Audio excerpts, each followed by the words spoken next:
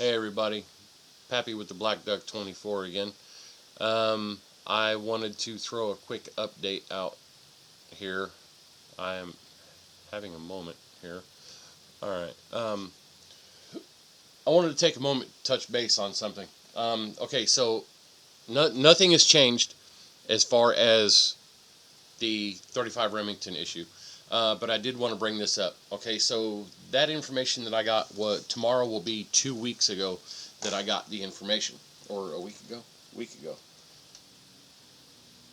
It'd be a week ago. And apparently, this whole time I have been really nice with the DNR, and I got nowhere until I ended up having to get a hold of them. I finally had somebody that called me back, and I ended up kind of getting pissy with them, and they ended up doing the legwork again. I apologized and all that. But something struck me really funny today. I was I didn't have to work today, so I'm sitting at home as I usually do, and I was doing some fidgeting with some last minute stuff on my box blind for ducks, and came in, sat down, started watching my YouTube feed and whatnot. And one of the videos that popped up automatically was one that is titled, and I'm not going to show the video. I will read you the title of the video, and you can look it up for yourself. But it is Cartridge Regulations for Deer Hunting on Private Land and Public Land in the State of Indiana. Okay? And in this video, now, here's what trips me up about it. Okay? This video was posted 2 days ago. So, did I rattle some cages at the DNR? Possibly, because this is very specific, like as far as the title. When I explained to them that the jargon and everything that they use in their website as far as like their literature and stuff is not very, very clear. And if you listen to this, I will play the video, but I'm not going to show it. I'm just going to let you listen to it. And you tell me, because even in the video, even I have been told by the DNR's legal department that by trimming my cases on a 35 Remington tapered cartridge, if I trim the cases to 1.80, I am legal.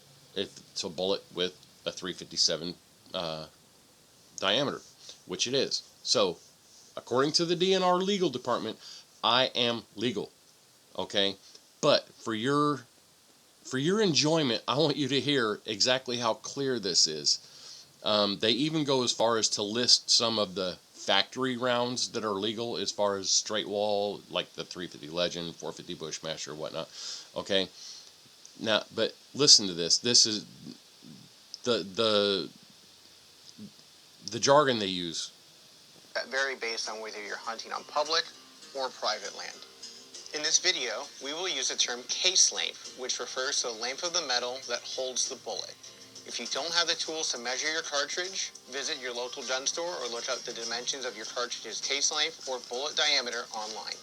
One rule that applies to the entire state is that you cannot use full metal jacket bullets for deer hunting. This regulation applies to public and private land. On public land, rifle cartridges need to have a case length between 1.16 and 1.8 inches, and the bullet must have a minimum diameter of 0.357 inches or .35 caliber. A few cartridges that you can find at gun stores that fit these requirements are 357 Magnum, 41 Magnum, 44 Magnum, 45 Long Colt, 460 Smith & Wesson Magnum, 500 Smith & Wesson Magnum, 4440, 358 Hoosier, 350 Legend, 360 Buckhammer, 400 Legend, 450 Bushmaster, 458 SOCOM, and 50 Beowulf. All of these calibers are legal anywhere in the state, be it private or public land, and there's no limit to the amount you can carry on public land. Okay, I want to take a moment right here. Okay, that is box ammunition that you buy at the store. Okay, that's not saying, that did not eliminate the 35 Remington, because he only covers the factory case length ammo. So what I learned from their legal department was, by trimming my brass, I am legal. But you'll see in this video, nowhere do they talk about trimming cases or anything like that if you're a reloader. So it yeah, it's kind of on the goofy side. In addition to all cartridges which are legal on public land, some larger cartridges are legal for use only on private land. Cartridges for private land use only are required to have a case length between 1.1 sits and 3 inches, and a minimum bullet diameter of 0.243 inches or 6 millimeters. Some of the common smaller cartridges you can find that are legal on private land only are the 6 millimeter ARC, 243 Winchester, 30-30 Winchester, 30-06 Springfield, 270 Winchester, 308 Winchester, 4570, and 6.5 Creedmoor. On the larger side, you have cartridges like 300 Winchester Magnum, 338 Winchester Magnum, 300 Remington Ultra Magnum, 338 Lapua Magnum, and 375 Holland & Holland. Now you notice on that list, even on the smaller side, they did not list the 300 Blackout. I don't get it. Yeah, because that case length is, and it's got the right size bullet. One thing to keep in mind is that the cartridge you're wanting to use is only legal on private land. You can only possess 10 cartridges at a time when you're in the field. Following these regulations, make sure your future hunts support the management of our deer populations. Thanks for taking the time to watch the video, and good luck out there. So yeah, they still don't quite cover the information that people need. Again, being a reloader, if it's a question about it, what I would suggest you do is get a hold of the state Department of Natural Resources office and ask to speak with. I want to say her name is Lene, but she is in there. She covers the legal aspect of what's legal and what's not. So she does have the answers. I will say that much. That is the answer that I was given. That is the answer I am going with. So you heard, but I mean, firsthand, that is actually off the DNR website. So again, they, even after they've been told, you guys, it's not very clear. Can you do something about this? Because people are curious about these things, and they kind of like did it again. They simplified it, but they still did not cover the things that are relevant as far as, okay, the question is, can I trim my cases? I've already figured it out. I cracked that code. So I just thought it was really funny that, within a week of me raising all this hell, this video comes out, and like I said, this came out 2 days ago. So maybe I rattled some cages. Maybe I need to rattle them a little bit more.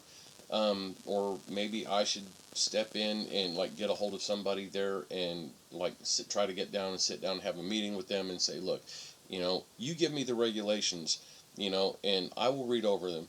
And if there's questions as far as like reloaders like myself, at least then there's more of a clear window instead of trying to use technical jargon and whatnot. Then it shooting for dummies. Hey, keep it simple, man. But that's all I really think it takes. But yeah, I will say this: they took a step forward and they tried to answer the questions, but they did and they didn't, if you know what I mean. So yeah, like I said, I'm still going with what I was given on that. And okay, and then the second thing I want to talk about is I got an email from somebody, and they were asking me.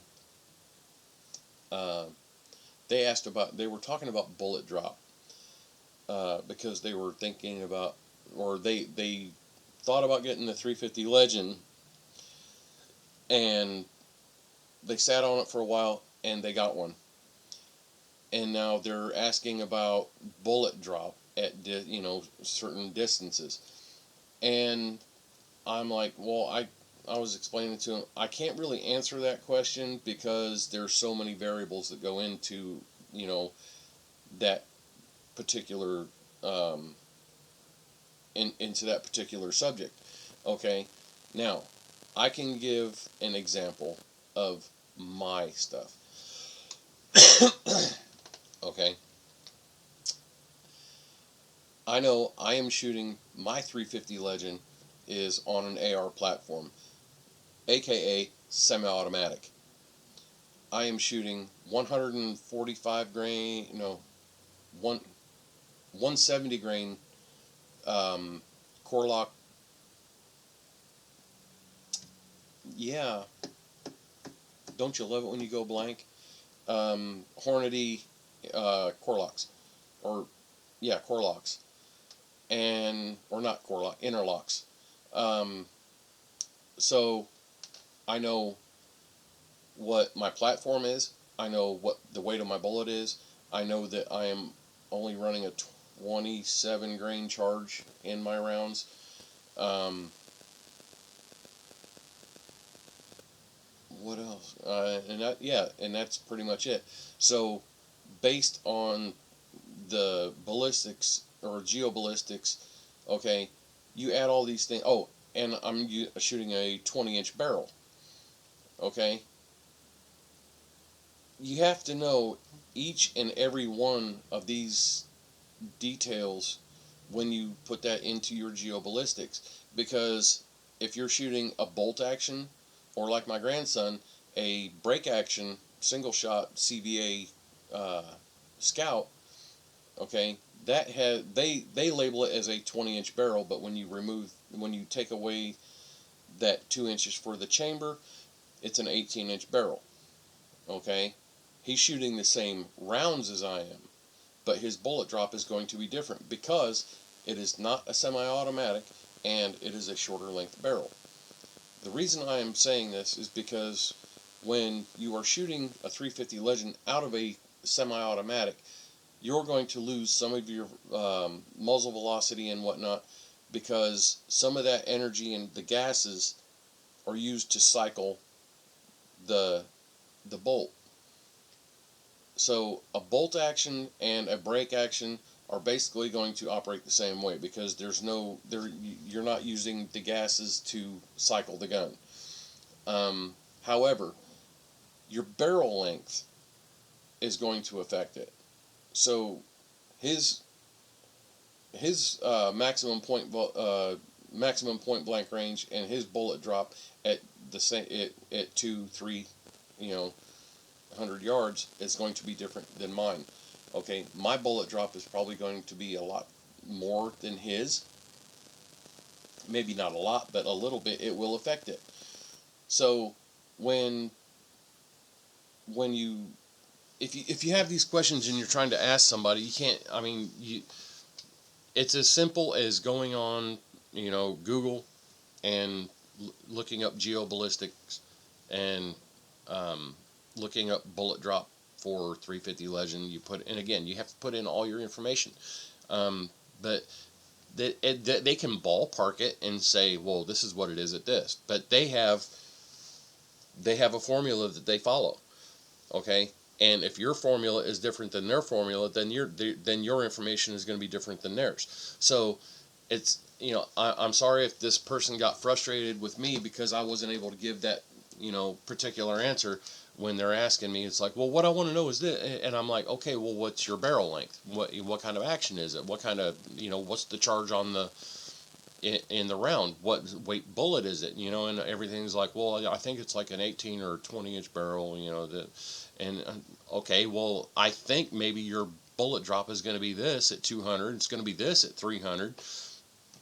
Okay, I don't, I, it really, the simplest way is to find out what you are shooting, what kind of action. I mean, it's pretty simple. What kind of action you're shooting, but find out what kind of charge you're using, what weight the bullet is, how long your barrel is, things like that, and just it can be a little bit nerve wracking. It was for me at first until I got it figured out, and it's like you can't just go and assume that every bullet is going to be different because just because you're shooting one brand of ammo at oh, I'm shooting 145 grain 6.5 Creedmoors out of a bolt action Axis or Ruger American. Okay, that's one thing. But then you take that 6.5 Creedmoor and you stick it in an AR platform, and it changes. Um, so it's really simple, and that's one part of what I was talking about with tuning your gun in one of my previous videos. Tuning your gun, um, that's exactly what it is. Really, it's finding what your gun likes to shoot, how it what it groups best with, and then uh, finding while you're doing all that, you may as well find out what your bullet drop is. I mean, even if you have to go out to a range and you set up at 100 yards and you shoot 100 yards and you're grouping good, and then you stretch it out to 200 yards, put your reticle on your bullseye and shoot a group and find out what it's dropping at 200 yards. Stretch it out to 300 yards. Shoot a group and then find out what it's dropping at 300 yards. Even if that's, I mean, if you can't figure it out by looking it up online, that's really the only other option that I can think of. But I mean, you're out, you're shooting your weapon, getting it ready. You're having a good time. So there's nothing really wrong. I mean, unless you're really like, strapped for cash and you don't have that kind of money to just throw around on ammunition. I can understand that. But still, I mean, it's good to know those things when you have more than one weapon, like I do and many others do. I keep a little chart, and when I actually it's on a little ring that I keep, and it's got all of my rifles on. It tells me what my bullet drop is on for my 6.5. It tells me what it is for my 22, my 17, my 350 Legend, my 35 Remington. I have all of those on a ring, and they're just little cards. And I think I go out to 600 yards for the Creedmoor. But everything, I mean, like for my 350 Legend, I think I go out to 400 with it. But it's just really simple. It's like 400, or 100, 200, 300, 400, and then I have my bullet drop at each one. It tells me what it is. It's not. I mean, it's just something I can keep in my hunting pack, so that like if I'm out and like if I'm hunting in an open area where I've never hunted before or something like that, what I can do is I can take that ring out. It's just a little snap ring thing. If I know I'm going to be in an area like that, I can take that, I can open the ring up, and I can snap it around my trigger guard. And then if I need a quick reference, if I lay down and I get my rangefinder out and I'm shooting at a deer, like if I'm using my Creedmoor and it's at 550 yards, if my mind draws a blank, I can just real quick look down at my trigger guard and I can say, okay, I'm dropping this much at 500 yards, so I need to add a couple more inches to that, and then you can go from there. Just really simple. And then when you're done, you just unsnap the ring, you snap it back, you put it back in your hunting pack. Real simple to do. I recommend it because, I mean, we can't all remember everything. And when you start getting older, then your memory starts to kind of go a little bit like mine has. There's just too much information that my wife tells me all the time that I am a well of useless knowledge. To her, it's useless, but to me, I mean, there's things like, you never know when you're going to know these things. So anyway, that's all I've got for today. We covered the DNR, and again, I just thought it was really funny. And then I also wanted to address the issue on bullet drop. It doesn't just go for the 350 Legend. That goes for any weapon you are firing. Look it up. Geoballistics, And again, you put in your information, as much as you can.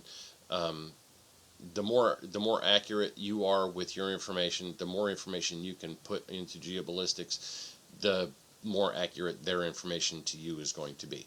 So I do not, I am not sponsored by or anything from geoballistics. I just really believe that they have, good information on their website. Um, and, it's there for us to use. So use it. Um, so until I think, yeah, this is pretty much it. Duck season opens next weekend. I'm going to be busy with work here for the next week or so. I do have some plans this weekend.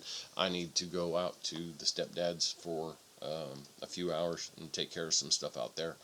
I need to do some final siding on uh, the grandkids 350 Legend that I am going to take care of this weekend. And the rookie wants to go out and he wants to shoot his gun at distance. So that may happen too. Um, I don't know if I'm going to take any camera equipment or anything like that. I'm just planning on keeping everything chill for now. My mind is starting to set in on duck season. I finally got the top canopy for the my duck box blind. I got it sprayed in camo, so it looks pretty good. And I got the framing. It was white. If you don't know, I built my box blind and I used 3/4 inch PVC for the frame. Kept it lightweight. I may have to go break. I'll break it down sometime. Maybe I might do it between duck season and deer season, but I will actually go and show you how it breaks down. Um, where it fits into the back of like my small truck. I have two trucks. One of them's a it's a small truck, but I can break it down. It's lightweight.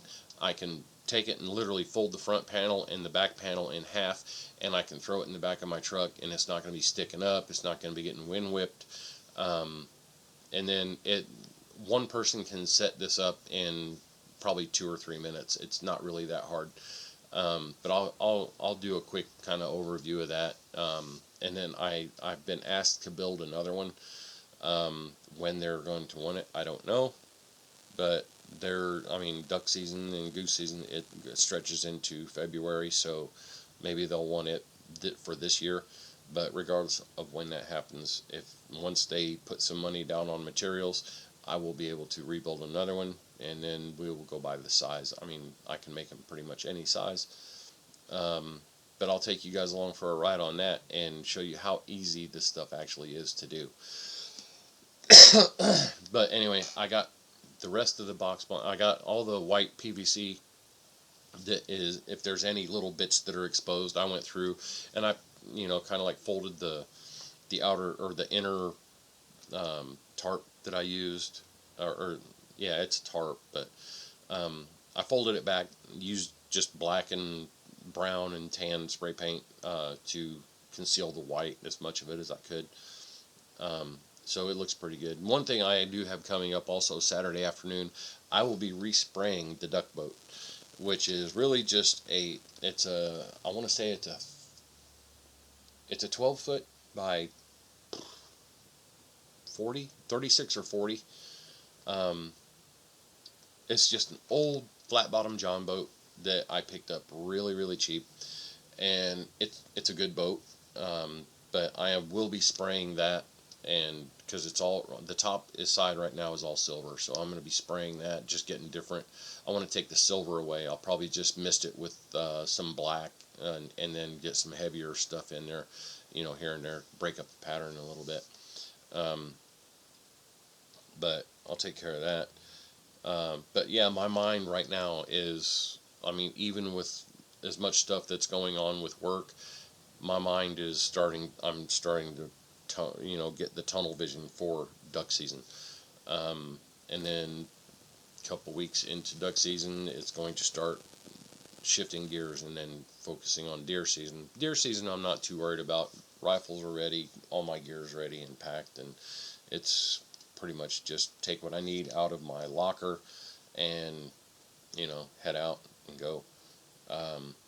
So but yeah, I'm trying to keep myself sane about it. But that's all that's going on. So really, until next weekend, um, I will. I'm supposed to have the rookie in the duck blind. He's supposed to be all excited about it, and my friend Big D, uh, gonna be going duck hunting with the Big D. Um, but yeah, my friend Donnie is talking about wanting to. He's never been duck hunting or goose hunting. He says, "Hey, it sounds like fun." I'm like, "Hey, if you want to go, just grab a shotgun." He's like, "Well, I don't have a shotgun." I said, "You know what? You can use one of mine." So yeah, I'm gonna. Hopefully, I'll be getting another featherhead coming. Um, so yeah, until next week, I will have two, three cameras going. One is going to be a shot cam. I can show you that one. I really want to find a different kind of shot cam. This one is kind of weird. I don't know. I can't even remember who makes this. It doesn't even say on here. It says Sport DB, whatever the hell that is. It doesn't have a name on it. But this thing, I mean, it's kind of cool. It does work. It shoots really good video. Takes really good pictures. But it's not the easiest to use. And by that, I mean, it didn't come with any kind of drivers or anything like that. There's nothing to download for it. But I cannot take the video from this or the pictures from this, load them onto my laptop, and then be able to upload those um, to YouTube, or much less, edit it. So it's just what it is. I want to find something else that I can do that with. So this, I may be able to just like set it up, and then, you know, when you turn it on, it's pretty simple to operate. You push the button and you hold it, and it'll vibrate 3 times. And then when you want to record, there's a button back here that you push it, and um, when you push that, it activates the record. And then if you take this off back here it merely has the memory card, and I've tried taking the memory card out and putting it in the laptop. It doesn't do that. Um, so it has video. It has the video and the still picture, and then it has the high def and low def switch on it, and it has the charging port. I don't know if you can see this or not, but it's not very much stuff going on. But I mean, it's what it is. I didn't pay very much for it, but I did use this the first time I went duck hunting and goose hunting up in Michigan, and I did have some footage. It does have sound, built-in mic, and all that. Um, so I mean, it does record and do very good stuff. Um, but I just need something that's going to work a little bit better with my rifle. Anyway, we're going in on 29 minutes, so I'm going to cut this one off. I want to say thank you to all first responders, police, fire, EMTs. I want to thank all branches of our United States military, and we want to thank you for everything you do, past and present. We appreciate everything you guys are doing. Um, and we hope you guys come home soon. We hope you come home safe. I did talk to Ogre last night, and he is doing well.